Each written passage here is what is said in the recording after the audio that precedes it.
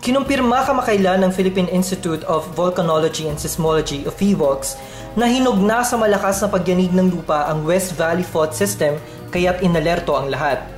Pinangangambahan naman ng mga Pangasinense kung maapektuhan ng lalawigan sa paggalaw ng aktibong Manila Trench Line sa pagtama ng 7.2 magnitude na lindol na maaaring maganap anumang oras.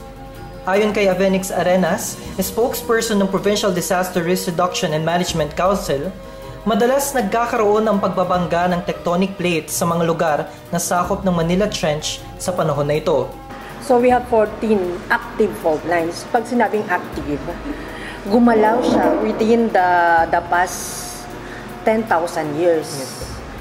Sinasabing ang 5.8 magnitude na posibleng maranasan ng Pangasinan ay kaya magdulot umano ng maliliit na tsunami at ng weak to marginally strong tremors o pag-uga ng lupa.